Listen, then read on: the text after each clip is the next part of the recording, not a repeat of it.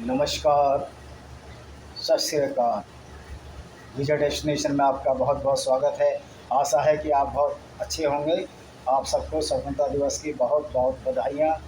और ये भी दुख है कि इसी दिन बहुत सारे 21 लाख बेगुनाह निर्दोष लोग मारे गए थे। उनकी आत्मा की शांति के लिए भी हमारे को उनको बहुत नमन नमन है, जो कि बिना दोष के ही मारे गए। भगवान उनकी आत्मा को शांति दे।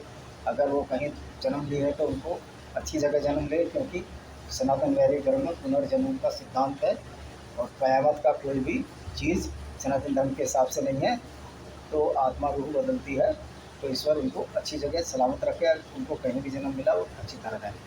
दूसरी बात आज हम जब करने जा रहे हैं वो तालिबान के बारे में करने जा रहे हैं। तालिबान लगातार लड़ाई जीतता जा रहा है। इसके क्या वजह आते हैं कि अफ़गानिस्तान की 4 लाख की सेना है और तालिबान 80,000 ही है मात्र। और तालिबान को इतने बड़े वेपन्स नहीं है उनके पास, ना आर्टिलरी है, ना उनके पास एयर अटैक है, ना उनके पास टैंक हैं। उसके बावजूद ये आगे क्यों बढ़ता जा रहा है?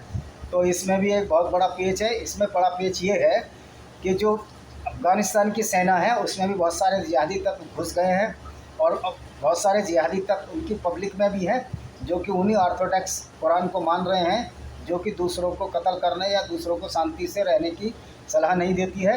तो तालिबान को इसलिए सपोर्ट किया जा रहा है कि तालिबान वही इस्लामी राज लाना चाहते हैं, जो कि जिसको ये मक्का या मदीना चार्टर का राज कहते हैं, और शरीयत लागू करना चाहते हैं।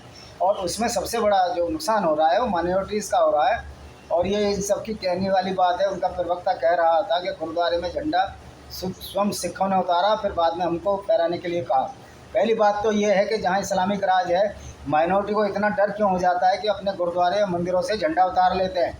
तो इस पहलू में भी विचार करना चाहिए कि ये तालिबान या सारे जो जिहादी इस्लामिक लोग हैं या इस्लामिक कंट्री हैं जो कुरान की आयतों पर चलते हैं, उनसे लोग इतना फियरफुल और डर क्यों हो जाते हैं और ये क्यों इतने बैड फैम हो गए हैं। इसका यही है कि जो इनके खिलाफ जब से इस्लाम का उदय हुआ है ऐसे ही रहे हैं। चाहे स्त्रियों को कब्जा करें, चाहे स्त्रियों के साथ रैप करें, चाहे मंदिर तोड़े हों, इन्होंने सिनेगाव तोड़े हों, फायर टेम्पल तोड़े हों, बामियान बुद्धा को तोड़ा हो, ये सब जो कार्यकलाप हैं ये सिद्ध करते हैं कि ये कुरान की आयतों को पढ़कर उनसे ही उत्प्रेरित होते हैं। अतः मुसलमानों की बेचारों की इनसे कोई गलती नहीं है, ना मुस्लिम भाइयों के खिलाफ़ हैं।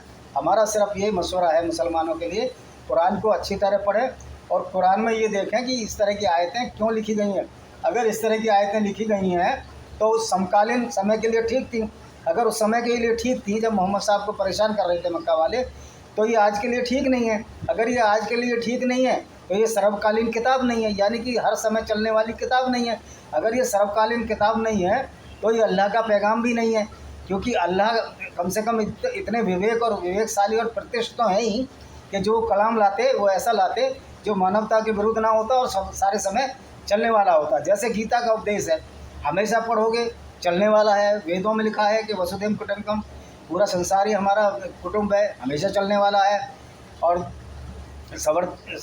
सवरंते भवे सुखी नहा सवरते बरहे मेरा महा, और सारे संसार में सुखी हों, ये भी चलने वाला है। लेकिन ये कैसे चल जाएगा कि काफिरों को मारो, उनकी स्त्रियों को कत्ल करो, उनका मंदिर लूटो, उनका सिनेगोग लूटो, उनके फायर टेम्पल्स पर अटैक करो या उनके चर्च लूटो।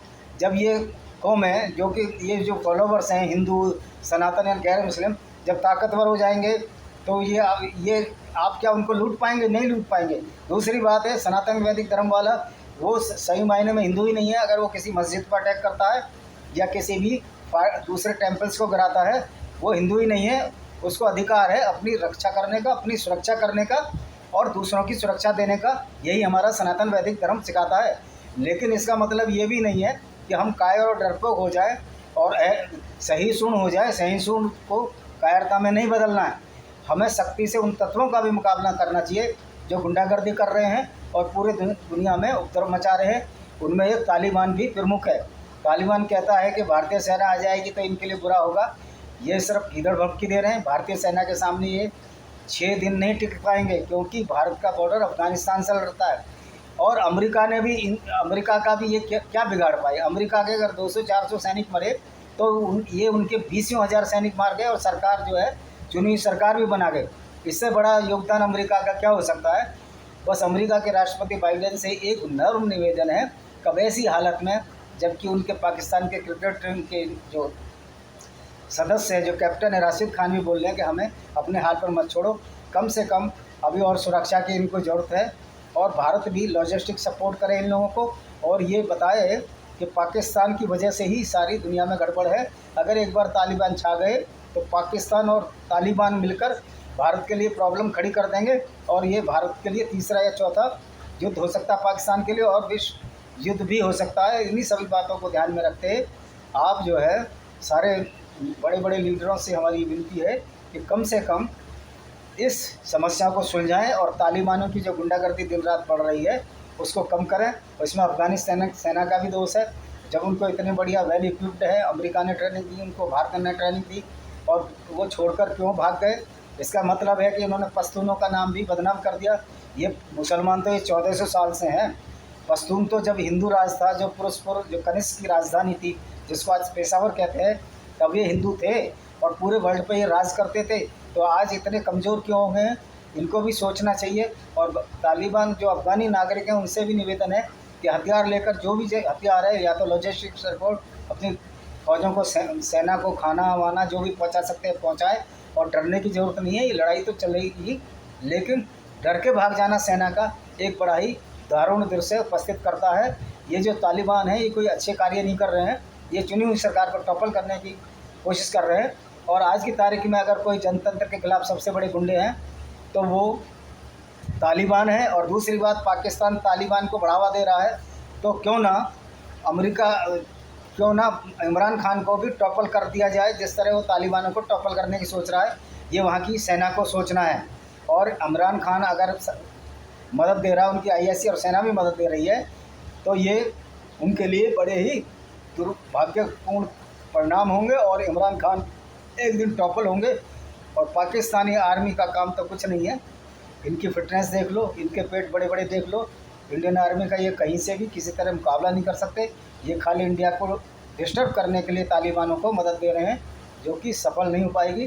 उम्मीद करता हूँ कि तालिबान ज़रूर हारेंगे, और हमारे अफ़गान भाई जो निर्दोष हैं और अच्छे हैं, बहुत सारे लाजपत नगर दिल्ली में भी शरण लिए हैं, वो जीतेंगे।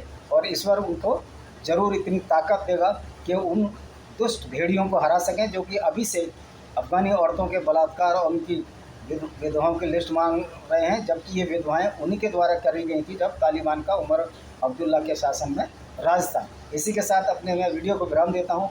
वंदे मातरम, जय हिंद।